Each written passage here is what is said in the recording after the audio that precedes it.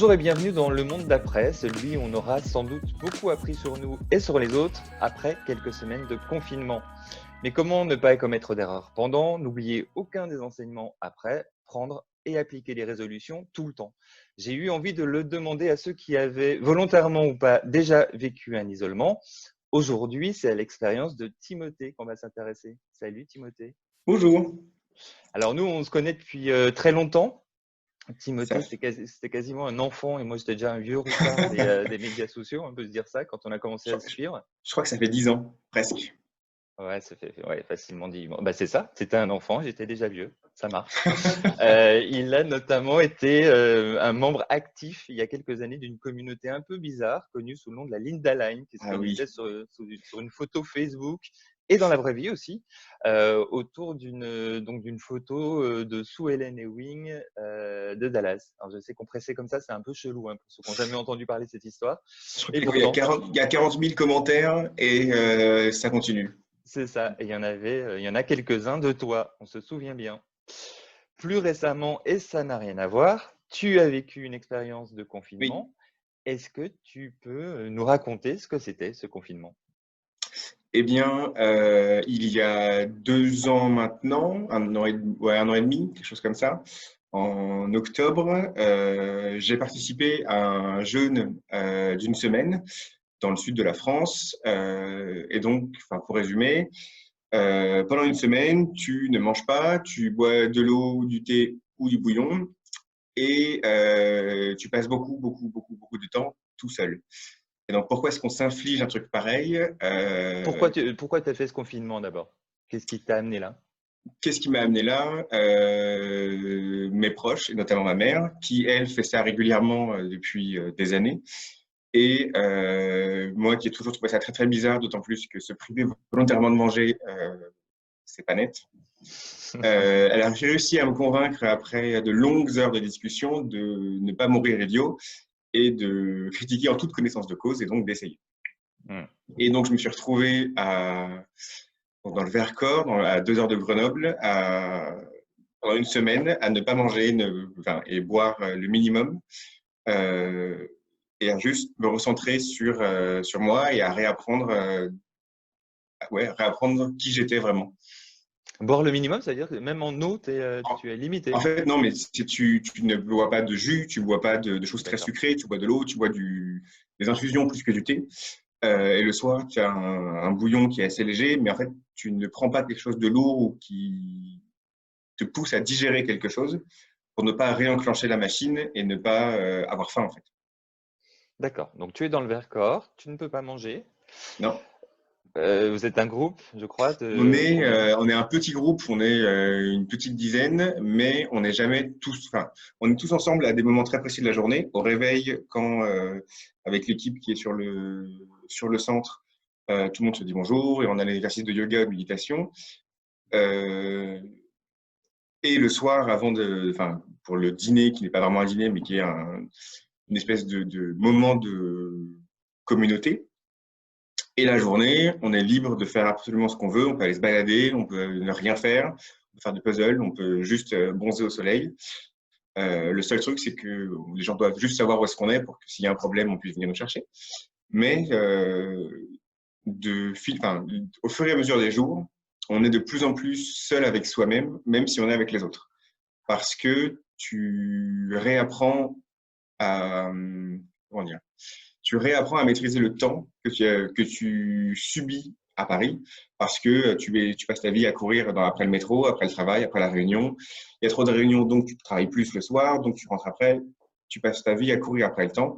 Alors que là, comme tu n'as que ça du temps, ça t'oblige à repenser enfin, comment tu découpes tes journées, comment est-ce que tu vois ta propre journée et comment est-ce que tu veux que ta journée soit.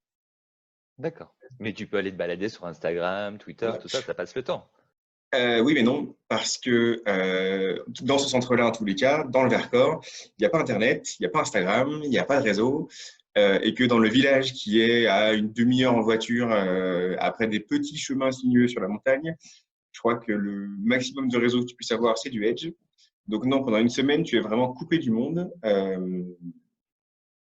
à vraiment sans rien, sans aucune influence extérieure. C'est des puzzles, c'est des livres, beaucoup de livres, et des longues balades dans la belle nature du Vercors d'ailleurs. Donc, comment ça se passe? Les premiers jours, tu trouves plein de choses à faire parce qu'il y a plein de balades à faire. Le premier jour, c'est assez étonnant parce que tu sais pas comment ça va se passer et que tu es convaincu que tu vas mourir de faim et que ça va être horrible. Et en fait, pas du tout. Le premier jour, le plus dur, c'est l'ennui. C'est de réapprendre à ne rien faire et à ne pas voir ça comme étant un échec de journée en disant, bah voilà, je n'ai rien fait et c'est pas grave. Et ensuite, tu commences à effectivement te balader, tu vas aller voir, tu vas faire des puzzles, tu discutes avec les gens de pourquoi est-ce qu'ils sont là, de qu'est-ce qui les a amenés à faire ce jeûne. Et tu prends beaucoup de temps pour toi et à réfléchir à ce qui te manque pas, qu'est-ce qui était néfaste dans tes journées et que tu pensais être indispensable. Exemple, moi, ça m'est pas arrivé, mais je discutais avec des gens qui disaient que le premier truc qu'ils faisaient quand ils s'ennuyaient, c'était allumer une cigarette. Et que là, dans ce truc-là, ils s'étaient rendu compte qu'ils n'en avaient pas du tout envie et que c'était plus de la mécanique que de l'ennui. Voilà. D'accord. Et moi, je me suis Donc, rendu ils compte perdaient cette que, envie-là en ouais, étant dans cette expérience. alors ils avaient toujours envie de fumer, mais beaucoup moins. Et moi, par exemple, qui passe beaucoup trop de temps sur les réseaux sociaux et notamment sur Instagram, la désintox forcée, en fait, ça fait du bien. Et le premier jour, c'est compliqué parce qu'on a envie d'allumer son téléphone et ça marche pas. Et au final, on se dit que c'est pas grave, il faut laisser couler et on n'en mourra pas, quoi. Moi, j'imaginais qu'un jeune, sachant que je connais vraiment pas ça, euh, comme on ne passait pas de temps à manger, que du coup, il n'y avait pas cette occupation-là, il y avait plein d'autres occupations pour compenser. Et toi, en fait, l'expérience que tu racontes, c'est plus une expérience où, en fait, tu disais même, tu réapprends à t'ennuyer et c'est En beaucoup fait, construit autour de l'ennui. alors il y a des activités, hein, il y a des longues balades, il y a des activités de méditation, de yoga, il y a même des cours, des séances avec des naturopathes qui t'apprennent justement à comment réapprendre à écouter ton corps et pas à le subir tous les jours. Euh, mais au final, tous les jours n'étaient pas remplis comme une journée normale de travail avec de 9h à 10h j'ai ça, de 10h à 11h j'ai ça, de 11h à midi j'ai ça. Non, c'était vraiment un petit bonheur, la chance et de ok, j'ai envie de faire ça, je vais le faire, j'ai pas envie, je vais juste me poser là, regarder la nature, l'herbe, et après ça fait vraiment du bien.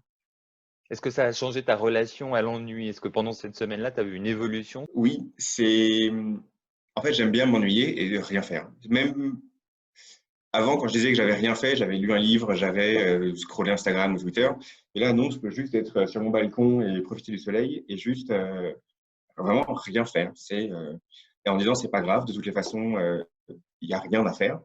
Et j'ai pas besoin d'aller encore sur Twitter, encore voir les infos, encore faire ça. Non, c'est pas. Et ça, tu l'as vécu dès cette semaine-là? Tu as vu une évolution? Parce que moi, j'imagine le premier jour, je serais un peu en panique Non, de en fait, m'ennuyer. Et j'imagine qu'on reste pas une semaine dans cette panique-là. non, tu apprends au fur et à mesure à lâcher le truc et à te dire qu'en fait, tu occupes trop tes journées comme tu manges trop toute la journée. Aujourd'hui, on mange trop, on mange trop riche, on mange trop gras, on mange en trop grosse quantité et on mange trop vite. Et donc, on a réappris, on avait des espèces de petites sessions d'1 heure qui nous réapprenaient en disant, voilà, forcez-vous à poser la fourchette, ou en tout cas à attendre au moins 5 secondes de boucher, forcez-vous à ne pas manger tel type ou tel type d'aliment le soir. Et là, c'est pareil, c'est comment est-ce que pendant cette semaine-là, tu te dis, bah voilà, il y a 2 heures au moins par jour où tu es sur aucun réseau social, comment est-ce que tu déconnectes complètement Tu ne peux pas manger, mais on te donne des conseils et on t'accompagne sur quand tu Alors, pourras remanger, comment tu il faudra serais, le faire. C'est horrible, c'est un supplice tu, chinois, en fait. tu serais surpris. En fait, je pense que le principal sujet de conversation pendant toute cette semaine, ça a été les recettes de cuisine et ça a été des trucs, mais pas des recettes toutes simples et à faire en 10 minutes, mais vraiment des trucs. On avait des discussions et des débats sur comment est-ce que toi tu fais des cèpes. Oui, mais alors en fait, si tu fais ça, il faut faire ça avec. Enfin, des trucs hyper compliqués ou des plats de fête. Et en fait, je me suis rendu compte que tous les gens qui faisaient ce truc-là adoraient manger. Et Ok. qu'en fait, c'était une façon pour eux de rebooter la machine, de complètement revenir à zéro et de lâcher tout le stress accumulé, toute la tension, ouais, presque la colère que tu accumules tous les jours à Paris dans le métro. Ça va vite, hein. Et ça te permet de repartir sur de bonnes bases en disant, voilà, c'est bon, comme des vacances de 3 semaines, mais en concentré plus court. Ok, donc une semaine qui passe par un ennui dont on se nourrit, la nourriture Ouais. qui manque pas tant que ça. Qu'est-ce que tu en as retenu au bout d'une semaine en sortant de là, tu t'es dit quoi? En fait, je me suis dit que l'ennui était quelque chose que j'avais oublié et dont on a besoin. Et qu'aujourd'hui, j'essaye de remettre en place et d'avoir des vraies périodes d'ennui pendant le confinement. Ce que je disais tout à l'heure, de ne pas aller sur Internet, pas lire un bouquin, juste rien faire, quoi. Profiter du temps qui passe et de me dire que même si je suis chez moi et que, entre guillemets, c'est facile d'aller voir les autres parce qu'il y a Zoom, parce qu'il y a Twitter, Instagram, etc., je ne suis pas obligé de faire des choses. J'ai le droit de rien faire sans culpabiliser d'avoir rien fait. D'accord. Donc ça, dès la sortie de la semaine, c'était ton enseignement principal. C'est le plus gros enseignement. Après, l'autre, ça a été beaucoup sur la cuisine et sur la nourriture en général, sur essayer de moins manger et de mieux manger. Et notamment, et ça c'est un truc qui encore aujourd'hui me frappe, euh, c'est le temps qu'on passe à manger à midi. Suite à cette semaine, effectivement, où j'essaye de reposer la fourchette entre deux bouchées, et j'essaye de euh, manger en au moins une demi-heure. C'est pas toujours évident. C'est assez incroyable de voir à quel point, quand tu es avec des collègues ou des amis à déjeuner, les gens mangent vite. En fait, on ne prend plus le temps de faire les choses.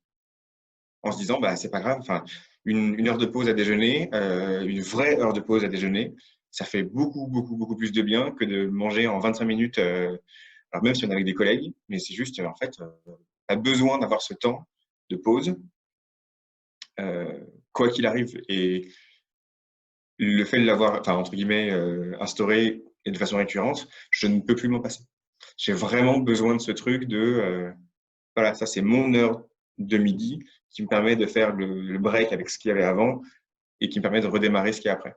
Donc manger un sandwich face à l'ordinateur Putain, tout en je pense que attendant dans c'est, la ah non, queue, c'est un truc, c'est plus possible. J'imagine tu l'as fait, tu es passé par des ah non, agences, je l'ai Uber, tu as fait, bien connu. sûr, mais c'est vraiment un truc, je pense que ça m'arrive une fois par mois et je suis de mauvaise humeur toute la journée. Ah oui, d'accord. Ah ouais, c'est un truc, mais c'est, même aujourd'hui, enfin, quand on va dîner avec des copains, euh, en fait, enfin, non, tu apprécies plus le temps que tu passes avec tes amis si tu prends le temps et tu apprécies plus ton repas si tu le manges, si tu l'expédies pas en 5 minutes, quoi. Je Et en comprends. plus, si tu manges en plus longtemps, tu as besoin de moins manger. Parce que le temps que ton cerveau comprenne que ça y est, c'est bon, t'es rassasié, t'as mangé, il faut grosso modo 20-25 minutes. Mm. Et donc, si tu t'empiffres pendant 15 minutes, c'est bientôt le problème de McDo, par exemple. Si tu t'empiffres pendant 25 minutes, ben, 2 heures après, tu auras faim, alors que tu auras mangé des quantités astronomiques de bouffe. Alors que si tu manges un petit peu, mais sur une heure, bah, tu seras rassasié parce que ton cerveau aura dit, OK, c'est bon, il a mangé, on passe à autre chose. Donc, j'ai pas besoin de faire de régime. Ça Voilà, je c'est mange bien. plus lentement. C'est quand même pas mal. Bon, en même temps, tu n'en avais pas un besoin énorme, hein, d'aussi loin que je me souvienne. Que tu es en train d'essayer de nous faire croire que tu as perdu 40 kilos depuis cette semaine. Ça Alors, n'est pas vrai. Je peux témoigner du fait que c'est pas tu vrai. rigoles, mais moi, j'ai perdu dans ce truc. En fait, tu perds de facto 1,5 kg parce que c'est tout ce que tu as dans ton corps, Mm. dans ta flore intestinale, par exemple, que tu reprends quasiment tout de suite dès que tu recommences à manger, forcément, parce que bah, Mm, tu mm. réactives ton système digestif. Mais moi, j'ai perdu 3-4 kilos. Et il y a des gens qui en ont perdu quasiment 10 ou 12 et mais qui ont fondu littéralement. C'est des trucs. Ouais. Et il y a. 12 Enfin, kilos en une semaine? ouais. Ah ouais, Ah, ouais, mais des trucs. j'espère qu'il y a un bon service médical sur place, hein, En parce que fait, c'est quand même très mauvais. non, non, mais tu es suivi. En fait, dans l'équipe encadrante dans ce truc-là, Nous, on avait 2 naturopathes, un médecin et une ostéo. Et tous les jours, on prend attention, tous les jours, enfin, non, il y a quand même un suivi, tu n'es pas lâché Ouais. dans la nature et on dit, allez, tiens. Mais non, il y a des gens qui perdent beaucoup, beaucoup, beaucoup, beaucoup de poids. Et en fait, tu ne reprends pas ces kilos si tu gardes ces principes de manger correctement, de prendre le temps, en fait. Mmh. Voilà. Dans les autres enseignements dont tu m'as parlé, il y avait une histoire d'aller à l'essentiel en fait, de plus, faire des, Ouais, circonvolutions avant de dire quelque chose. C'est en quoi? fait, il y a le fait de prendre ce temps-là et de se reconnecter avec soi-même, ce qui est une grande phrase qui ne veut pas dire grand-chose, mais qui a un petit peu de sens quand même. Il y a ce côté, il faut arrêter de tourner en rond on peut prendre le temps pour dire les choses. Et il vaut mieux utiliser le temps qu'on a pour dire des choses qui ont du sens plutôt que tourner au rond et de se satisfaire de choses dont on sait tous autour de la table qui sont pas terribles.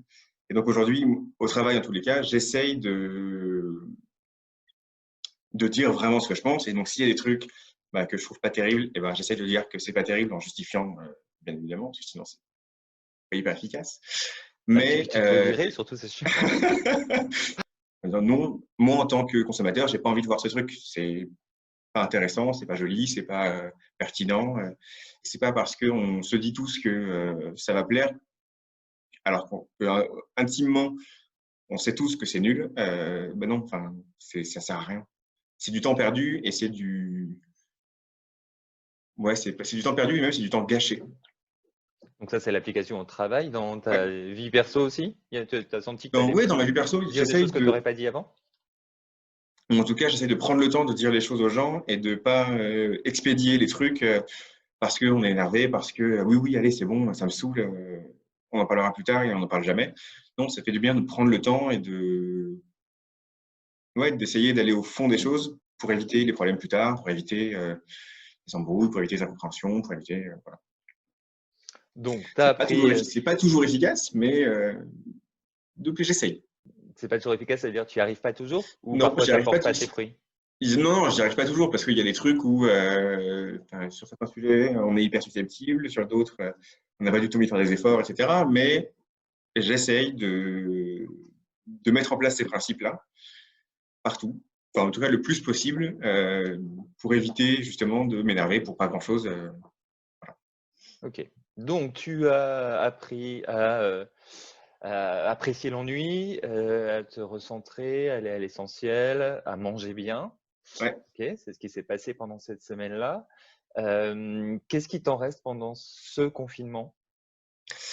Et ben, ce confinement, je pense que je passe autant de temps à bosser qu'à faire la cuisine. Et pareil, j'essaie de m'ennuyer le plus possible parce que ça fait du bien de rien faire. Et ça me laisse du temps pour, en fait, j'essaie de donner la bonne longueur de temps aux activités que je pratique. Si j'ai envie de parler à mes amis et de profiter d'eux, ben ça peut durer, enfin si c'est un déjeuner, je ne vais pas me forcer à raccrocher à 14 heures parce que je sais qu'il faut que je reprenne le travail. Non, je vais finir ce que j'ai à faire, quitte à bosser un peu plus tard. Mais certaines choses sont vraiment importantes et méritent d'être faites jusqu'au bout et pas expédiées en 5 minutes. OK. Tu me disais qu'il y avait donc, si je comprends bien, tu es confiné tout seul chez Ouais, toi. ouais. Tu me disais que ça générait quand même quelques enjeux, sur, voilà, ta façon de vivre ça, même si tu acceptes, l'ennui. Et il y a, je crois, le sas des transports qui est super important Ouais. pour En toi. fait, enfin, ça revient ça rejoint ce que je disais tout à l'heure sur les temps qu'on prend pour soi, mais suite aux grèves SNCF et RATP qu'il y a eu en décembre et en janvier, je me suis mis à marcher plus pour prendre le métro le matin, et en fait, c'est devenu une habitude et c'est devenu nécessaire. J'ai besoin d'avoir ce temps de calme de 25 minutes de marche plutôt que de prendre le métro à Goncourt, qui est vraiment au pied de la maison, je le prends à Bourse ou à Septembre. Mmh. Ça me fait 25 minutes de marche et ça fait du bien le matin et le soir, ne serait-ce que ça évite d'avoir une espèce de montée d'un coup on sort de chez soi où c'est calme et c'est pas stressant. au métro tout de suite, le travail tout de suite, le machin. Non, on essaie de montée progressive qui fait vraiment du bien. Et D'accord. enfin, pareil le soir, de redescente douce et pas juste d'arriver chez soi complètement hystérique parce que on sort d'une réunion X ou Y. Voilà. Donc ça te manque. Enfin, ça me manque. Aujourd'hui, enfin, ces trucs-là étaient nécessaires. Et le fait de bosser chez moi, où le seul sas, entre guillemets, c'est le mini couloir qu'il y a entre ma chambre et mon salon, me pose problème. En fait, l'espace de travail qui est mon bureau, enfin, auquel je ne suis pas parce que ça fait 1 mois et demi que nous sommes confinés chez nous, euh, me manque dans le sens où mon appartement n'est pas un lieu de travail et je ne veux pas que ça devienne un lieu de travail. J'ai envie de voir mes collègues et j'aime bien passer du temps avec eux, j'adore aller déjeuner avec eux ou même aller boire un coup après le taf. Mais je ne veux pas associer mon salon avec des réunions en visio parce que c'est mon lieu personnel. Et quand je vois mes collègues après le travail, je ne vois pas des collègues, je vois des amis et on ne parle pas de travail. Ou alors très très peu et on expédie ça et on fait autre chose. Là, il y a un côté, il manque ce sas, il manque cette espèce d'entre-deux qui est nécessaire, enfin, dont j'ai besoin pour aller bien, quoi. Est-ce que ce serait plus simple pour toi si c'était des vacances, enfin, ou toute chose assimilée qui fait que tu n'as pas à bosser? Ben, oui, parce que je pense que ça resterait mon espace à moi et j'en ferai ce que je veux. Là, il y a un côté, enfin, ma table à manger n'est pas mon bureau. C'est pas fait, déjà, c'est pas fait pour bosser. Euh, Parce qu'il faut ranger, il faut faire à chaque fois. Enfin, voilà. Les vacances sont au moins, enfin, c'est dit pour tout le monde, tu n'es pas là pour travailler. Donc, alors ça fait un peu long de vacances d'1 mois et demi. Je suis pas sûr d'en avoir autant. Ça va bien. Mais oui, je pense que ce serait plus simple, vraiment. Même si ce serait compliqué parce que tous mes amis travaillent aussi, donc la journée, tu ne les vois pas. Mais au moins, j'associerais pas ces temps-là et cet espace-là au travail. Du coup, qu'est-ce qu'il te tarde de faire dès qu'on n'est plus en confinement? En fait, en vrai, c'est pas très millénial de dire ça, mais j'ai hâte de retourner au boulot parce que j'ai envie d'aller m'asseoir. Enfin, j'ai envie de plus bosser de chez moi déjà, vraiment. Et surtout, j'ai envie d'aller voir mes potes. J'ai vraiment envie d'aller profiter du soleil et juste de plus être chez moi, quoi. Ouais, le côté solitude, en fait, la vraie solitude, parce que là, aujourd'hui, enfin, c'est facile de parler sur Zoom, sur Instagram, sur Twitter, et ça marche, mais le côté voir des gens et le côté passer du temps vraiment ensemble me manque beaucoup, beaucoup. D'accord. Donc là, la semaine de jeûne que tu as vécue avant ne t'aide pas en ça? Non, parce qu'il y avait quand même des gens, et même si tu es souvent tout seul parce que tu t'as pas spécialement envie d'être tout le temps avec les autres, tu as le choix de ne pas être avec les autres. Alors que là, tu es forcé, et j'essaye de rester le plus chez moi possible. Je sors 1 fois par semaine faire des courses et basta. Alors que dans la rue, tu vois des gens dehors et tu as envie de leur dire, mais en fait, pourquoi est-ce que moi je me force à rester dedans alors que toi, tu es là? Mais non, j'ai vraiment hâte de revoir des gens et de reprofiter de mes amis, de la famille, etc. En vrai. Ok. On est avec toi, on te comprend, hein. J'ai l'air étonné là comme ça, mais en fait, je retiens mes larmes. Faut quand même voir la réalité. Comment, au-delà du boulot, comment tu t'occupes? Je crois qu'il y a une histoire de scénario sur Ouais, lequel en tu fait, travailles. avec des amis, une fois tous les 15 jours, 3 semaines, on se voyait chez l'un d'eux et on jouait, on passait une soirée à picoler et à manger en jouant à des jeux de rôle ou des jeux de société. Et aujourd'hui, on essaye de développer des scénarios pour le futur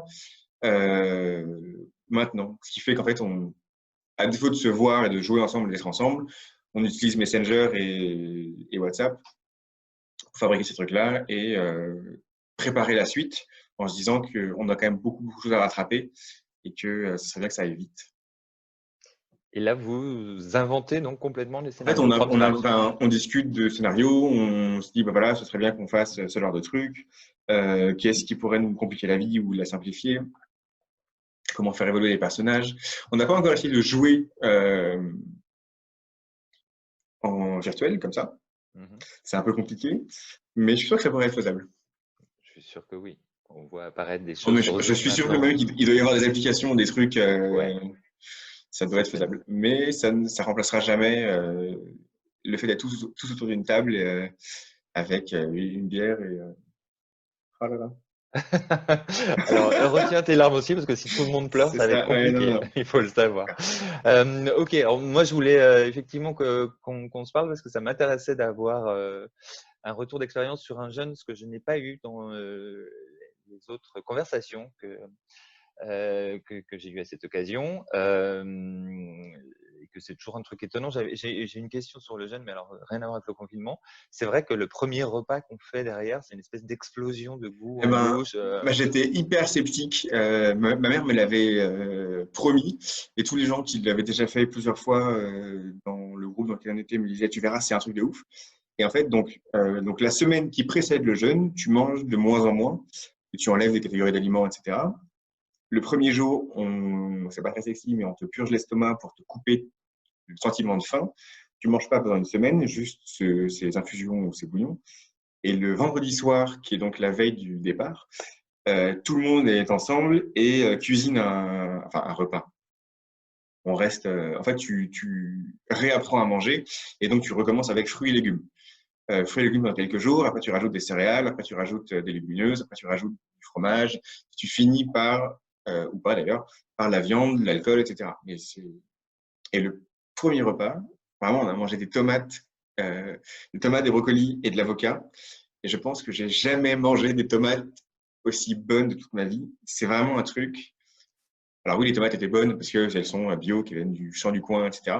Mais il y a vraiment un truc c'est une tomate qui a un goût de tomate. Et ça, c'est un truc. C'est tout a vraiment, enfin, tous les premières fois, le fromage, le vin, la viande, c'est vraiment un truc de ouf.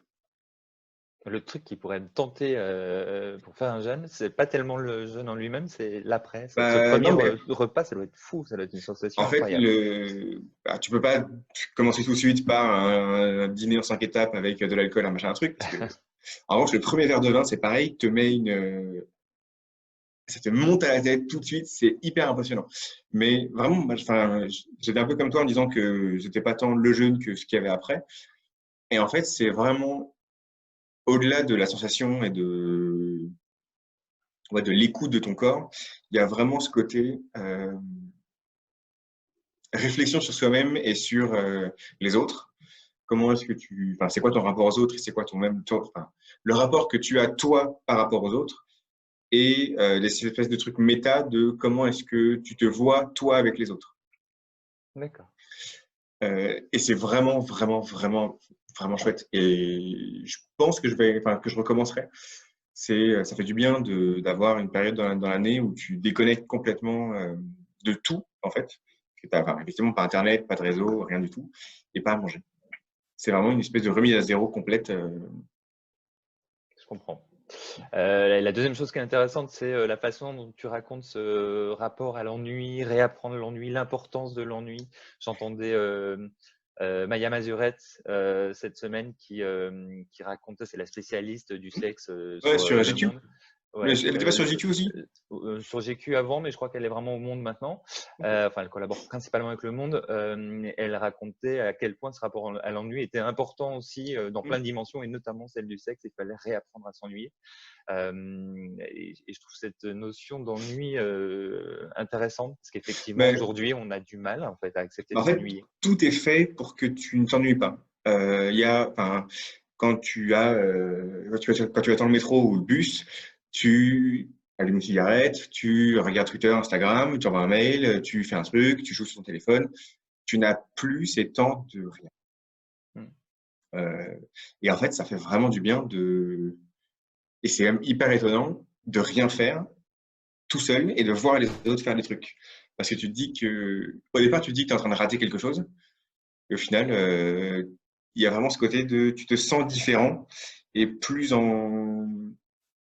je vais pas dire meilleur, mais il y a vraiment ce côté euh, détaché j'ai pas besoin de ça en fait. Enfin, je peux le faire et c'est cool, mais j'ai choisi de pas le faire. Hmm. Super intéressant. Écoute, est-ce qu'on va le tenter? Je ne sais pas. En tout cas, le jeûne. Bah, Mais moi, se rapprocherait de l'ennui, j'aimerais vraiment. enfin, en Ça plus, m'intéresse. si ça peut te rassurer, il y a différents centres, enfin, voilà, je sais pas comment on appelle ça, dans l'entité dans laquelle j'ai fait ce truc-là, il y a une trentaine de centres, je crois. Je vais pas dire le chiffre exact parce que j'en ai aucune Mm, idée, mm, mm. mais il y en a partout en France. Et tu en as de différents niveaux. Tu as des trucs vraiment à la route où tu as, je veux pas dire une tente et un matelas et basta, mais tu as des trucs vraiment de luxe avec des piscines, avec, etc. Ah, Tu en as c'est au bien, ça a Maroc. l'air bien ça. Ouais. Non, Mais mais pourquoi on n'en parle jamais de ça? t'en as au Maroc. Je sais qu'il y en a ils voulaient en ouvrir, je crois, au Kenya. Enfin, des trucs, voilà. Mais qui sont à chaque fois sur le principe du jeûne. À chaque fois, en fait, le principe, c'est vraiment toi tout seul de ton côté. Tu as cette semaine de préparation où tu manges de moins en moins et de moins en moins riche. Euh, cette semaine de jeûne tous ensemble, en tout cas en groupe, seul et ensemble en même temps. Et après, tu repars chez toi et tu réapprends à manger tout seul. Mais là, ça dure une semaine. Mais il y a des gens qui font ça 2, 3 semaines. Je crois qu'ils disaient que sans vrai suivi médical, tu peux faire ça, ouais, facile 20 jours, ça passe tout seul. Après, Ah bah plus long, après, il y a un moment, tu meurs hein, quand même. Faut faire gaffe. non, parce qu'en fait, le fait d'avoir ces bouillons et enfin, de l'infusion, etc., tant que tu bois, et que tu as un minimum de matière grasse que tu as dans le bouillon, ça va. T'as pas besoin d'avoir, enfin, t'as pas besoin. Tu peux fonctionner sans. Hmm, Et en fait, ça fait vraiment du bien, quoi. hmm. Tu réapprends à sentir des trucs, tu réapprends à le goût de la tomate. Franchement, le goût de la tomate, c'est, Écoute, j'ai ça noté le vaut. goût de la tomate, ça m'a vendu du rêve. Là, j'ai des Non tomates mais, dans mon réfrigérateur. J'ai essayé de vivre une expérience, mais je suis non, mais pas même, sûr que ça marche comme ça. essaye. Enfin, il y a différentes expériences, mais il y a de plus en plus de gens qui font du jeûne intermittent et Ouais, qui ça, mangent pas moi, je le fais. pendant une Je journée mange pas ou entre deux, et 20 h et midi. ça fait déjà du bien pour soi déjà. Hmm, Ouais, tu te rends compte que tu n'as pas spécialement besoin d'avoir 3 repas par jour, hyper riches avec. Voilà. absolument. Ok, donc tu ne me dis pas qu'en sortie de confinement, tu vas retourner faire un jeûne, c'est-à-dire que tu es dégoûté à vie ou bien tu me caches des Non, non, mais choses? ah, si, au contraire, je pense que moi, j'aimerais bien en faire un sur la même période que j'avais fait donc la dernière fois, plutôt avant l'hiver. Histoire j'avais fait ça début octobre. Ouais, je crois, en octobre, en octobre. Et en fait, ça fait juste du bien avant d'enchaîner les mois pourris qu'il y a à Paris. Vraiment, tu rebootes ton système et tu es reparti pour faire l'hiver bien.